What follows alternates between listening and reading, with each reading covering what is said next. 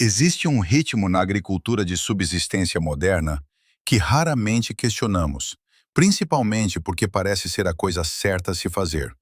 Você entra na caminhonete, dirige até a loja de produtos agropecuários e carrega aqueles sacos de 20 quilos de ração para poedeiras. Você provavelmente consegue sentir esse peso nos ombros só de pensar nisso.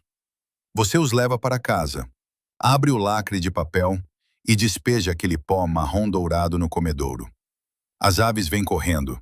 Você se sente um bom cuidador e o ciclo se reinicia. Você faz isso toda semana, ou talvez todo mês, durante anos. É confiável, é limpo e é a maior vulnerabilidade em toda a sua propriedade. Quero que você pare por um momento e veja essa transação pelo que ela realmente é. Quando você depende 100% de um saco de ração comercial para manter seu bando vivo, você não está realmente cultivando. Você está basicamente apenas gerenciando uma máquina biológica que transforma grãos importados caros em ovos um pouco menos caros. Se você sentar e analisar os números, olhando estritamente para o custo de combustível, tempo e ração em relação ao valor calórico dos ovos que recebe em troca, a matemática raramente está a seu favor. Dizemos a nós mesmos que é pela qualidade ou pelo estilo de vida. E essas coisas são verdadeiras, mas biologicamente criamos um déficit. Construímos um sistema onde a galinha, um animal projetado pela natureza para ser um carniceiro voraz e autodirigido, foi reduzida a uma consumidora de produtos industriais. O problema não é que você está fazendo errado. O problema é que o modelo que todos aprendemos foi projetado para o confinamento, não para a independência. Tratamos as galinhas como cães, assumindo que precisam de uma tigela de ração formulada 2 vezes ao dia para sobreviver. Preocupamo-nos com porcentagens de proteína e suplementos de cálcio, obcecados com a proporção perfeita, enquanto esquecemos que a galinha é descendente de aves da selva que prosperaram por milhares de anos sem uma única viagem à loja de produtos agropecuários. Quando você atrela seu bando inteiramente à loja de ração, está atrelando a segurança alimentar da sua família a uma cadeia de suprimentos que você não pode controlar. Se o preço do grão disparar, seus ovos ficam mais caros. Se o caminhão não aparecer, suas aves passam fome. Isso não é independência. Isso é apenas terceirizar o risco. Passei anos fazendo exatamente isso. Comprava os sacos, enchia os comedouros, preocupava-me quando o orçamento apertava. Mas então comecei a olhar para as bordas da minha propriedade, para as áreas tomadas pelo mato, onde as ervas daninhas batiam na cintura e os insetos zumbiam tão alto que podiam ser ouvidos da varanda. Percebi que, enquanto eu pagava por pellets estéreis, a natureza estava fabricando milhões de calorias de proteína e carboidratos de alta qualidade bem ao lado, de graça. A desconexão era que eu estava tentando levar a comida até as galinhas, em vez de construir um sistema onde as galinhas pudessem entrar na fonte de alimento. Precisamos parar de pensar em alimentar galinhas e começar a pensar em gerenciar um ciclo alimentar. Isso não é sobre deixá-las soltas em um gramado impecável, onde morrerão de fome ou serão comidas por gaviões. Trata-se de construir deliberadamente uma zona de abundância caótica, um tipo específico de jardim que parece bagunçado ao olho humano, mas parece um banquete para uma ave. Estamos falando de nos afastar do modelo de saco e balde e caminhar para um modelo de crescimento e decomposição. Esta é uma mudança de ser um consumidor de ração para ser um produtor de biomassa. Leva tempo para configurar e exige que você tolere um pouco de selvageria. Mas uma vez que este motor pega, ele funciona em grande parte por conta própria. O objetivo aqui é cortar essa conta de ração pela metade ou mais, não racionando comida, mas devolvendo a galinha ao seu lugar natural no ecossistema. Para fazer isso funcionar, você tem que abandonar a ideia de um jardim como você o entende atualmente. Quando a maioria das pessoas tenta cultivar comida para seu bando, elas a tratam como uma horta de vegetais para humanos. Plantam fileiras organizadas de alface ou couve. Capinam entre elas e colhem as folhas à mão para jogar no galinheiro. Esse é um gesto gentil, mas não é um sistema alimentar. É trabalhoso. O rendimento é baixo comparado ao esforço. E, francamente, um pé de alface é apenas um lanche para uma galinha. Não as mantém aquecidas em uma noite fria e não substitui a densidade daquele saco de 20 quilogramas de grãos. Vamos construir algo diferente. Eu chamo isso de ciclo esquecido. Este não é um jardim para extração, é uma despensa viva. A diferença fundamental reside no seu papel. Em uma horta, você é o colhedor. Você arranca as cenouras. Você descasca as ervilhas.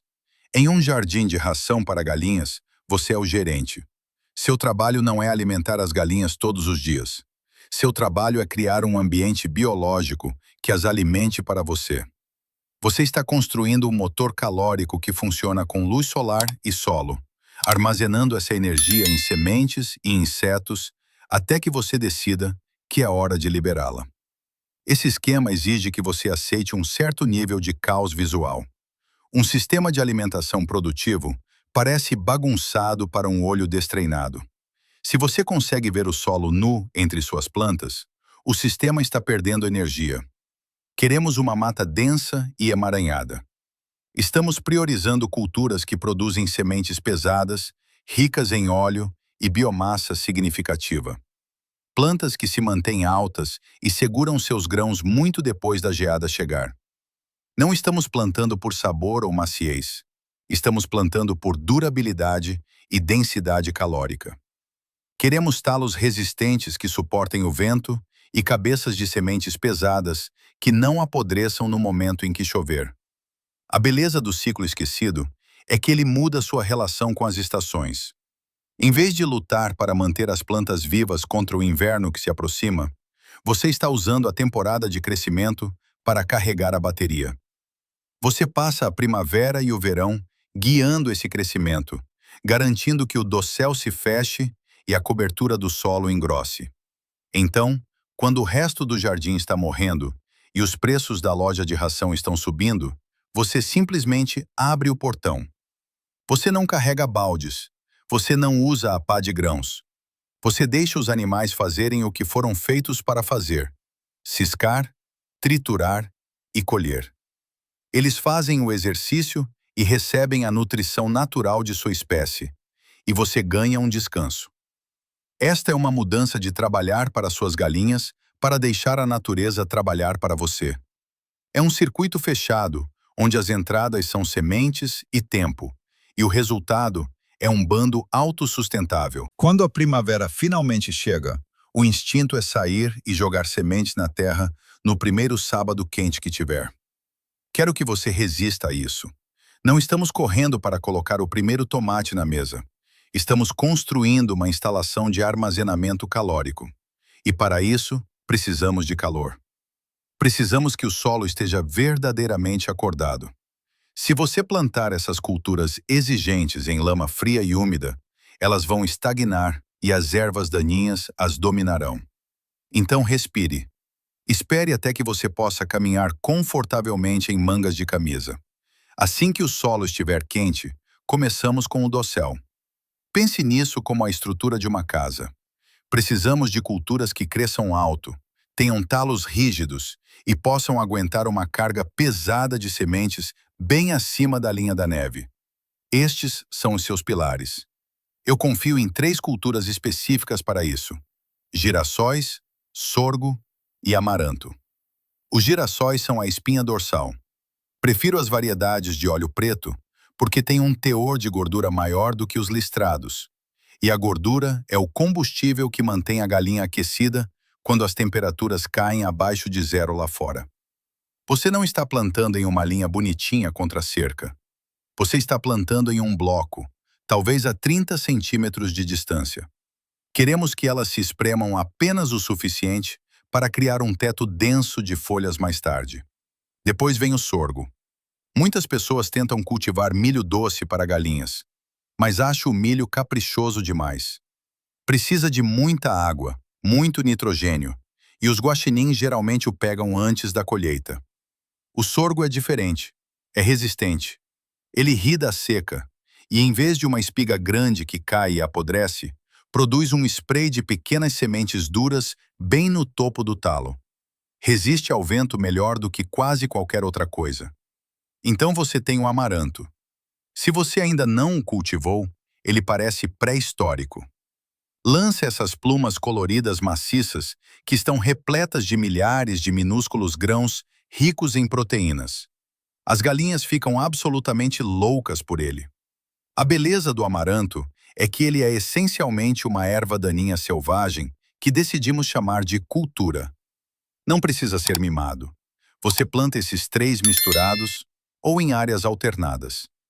À medida que crescem, fazem duas coisas. Primeiro, estão puxando ativamente quantidades massivas de energia do Sol e prendendo-a naquelas cabeças de sementes. Segundo, e isso é crucial para o próximo passo, estão criando um microclima sombreado por baixo. Estão construindo um ambiente de exploração para suas aves. No meio do verão, você não deve ser capaz de enxergar através dessa área. Você deve estar olhando para uma parede verde. Essa estrutura vertical é a chave para todo o sistema, porque nos permite cultivar o espaço duas vezes, uma vez no ar e uma vez no solo. Enquanto o dossel está ocupado capturando a luz solar, o nível do solo tem uma função diferente. Ele precisa gerar proteína. Se as culturas altas são os carboidratos, a gasolina no tanque, então o subbosque é a carne e o músculo. Uma galinha não pode sobreviver apenas com grãos secos. Elas precisam dos aminoácidos encontrados em seres vivos. Como não estamos comprando pellets à base de soja, temos que produzir insetos.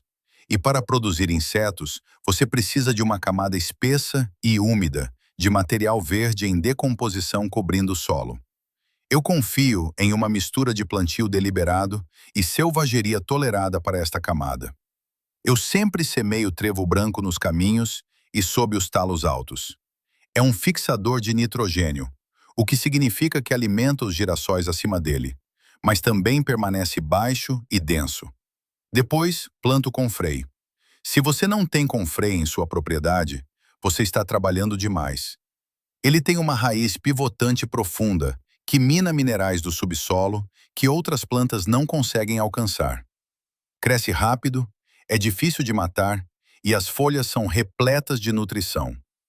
Por fim, deixo as ervas daninhas virem. Ançarinha branca, caruru e dente de leão não são inimigos aqui. A ançarinha branca, em particular, tem um teor de proteína maior do que a maioria dos espinafres cultivados. Seu trabalho durante os meses de verão muda completamente. Você não está capinando no sentido tradicional. Você está gerenciando a decomposição. Assim que aquele subbosque chegar à altura do joelho ou começar a ameaçar os talos principais, você não o arranca. Você o corta. Este é o método cortar e soltar. Você pega uma foice, uma roçadeira manual ou apenas uma faca afiada e corta aquele crescimento verde. Você não arranca as raízes. Você não faz compostagem em uma pilha no outro lado do quintal. Você o solta exatamente onde ele estava. Parece errado na primeira vez que você faz, porque parece bagunçado. Parece que você acabou de fazer uma pilha de lixo no seu jardim. Mas levante aquele tapete de folhas em decomposição 3 dias depois e você verá a mágica. Estará repleto de vida. Você verá tatus de jardim, besouros e minhocas subindo à superfície para decompor essa cobertura morta. Esse é o motor de proteína. Ao cortar e soltar o adubo verde, você está mantendo o solo fresco e úmido, o que economiza água. Mas mais importante, você está criando um criadouro para proteína de alta densidade. Você está efetivamente cultivando minhocas durante junho, julho e agosto. Este é o seu ritmo. Observe o dossel subir e corte o subbosque. Cada vez que você solta essas folhas, está guardando fertilidade para o próximo ano e construindo um banquete para este inverno. Você está forrando o chão da despensa. O material verde se decompõe em terra preta. As sementes acima amadurecem no calor e todo o sistema se aperta como uma mola, esperando a liberação. Você ainda não está levando nada para o galinheiro. Você está apenas deixando a pressão aumentar. Chega um momento no final do outono em que seu jardim vai parecer terrível. Os girassóis estarão marrons e curvados. As folhas do sorgo estarão secas e rangendo ao vento. E o amaranto parecerá esqueletos secos. Para o jardineiro comum, isso sinaliza negligência. Eles veem uma bagunça que precisa ser limpa antes que a neve caia. Querem entrar lá com as tesouras e o ancinho para deixar tudo arrumado. Não toque nisso. Essa bagunça marrom e barulhenta é a sua conta bancária e ela está prestes a render. Este é o momento pelo qual você esperava desde a primavera. Você não pega um cesto de colheita. Você simplesmente caminha até a cerca e abre o portão. Quando o bando percebe que tem permissão para entrar na despensa, a dinâmica muda instantaneamente. Elas não apenas bicam, elas demolem. Você as verá pulando para tirar as sementes das cabeças de girassol mais baixas. Você as verá derrubando os talos de sorgo no chão para chegar ao grão. Elas vão ciscar aquela camada profunda de cobertura morta decomposta que você construiu durante todo o verão, caçando os besouros e vermes que estão tentando invernar no solo. É um frenesi de atividade e fornece exatamente o que elas precisam, conforme a temperatura cai. Sementes oleaginosas, ricas em calorias, e vida de insetos rica em proteínas. Elas estão abastecendo suas fornalhas internas. Mas aqui está a parte que é difícil para nós aceitarmos. Elas vão fazer bagunça. Vão espalhar sementes por todo lado. Vão derrubar cabeças na lama e pisar nelas. Vão se esbaldar e deixar talos meio comidos jogados na sujeira. Seu instinto será sentir que está perdendo comida, como se estivesse desperdiçando a colheita. Você tem que calar essa voz. Esse desperdício é, na verdade, a parte mais crítica do sistema. O que você está presenciando não é apenas uma alimentação. É um plantio. Cada semente que é pisoteada na lama úmida do outono pelo pé de uma galinha é uma semente que está sendo plantada para a próxima primavera. A natureza não planta em fileiras e não usa pacotes de sementes. Ela usa a perturbação. Ao permitir que as aves destruam o jardim, você está imitando o ciclo natural da vida selvagem. Elas comem 80% da colheita, mas, sem saber, plantam os 20% restantes profundamente na camada de cobertura morta. Elas fertilizam o solo enquanto trabalham, depositando esterco rico em nitrogênio bem em cima das sementes que acabaram de enterrar. Você as deixa lá por algumas semanas ou até que o frio fique intenso demais. Então você fecha o portão. Os talos ficam no chão para proteger o solo da erosão. As sementes ficam latentes sob a geada, preparadas e prontas. Você não mexeu um dedo para arar.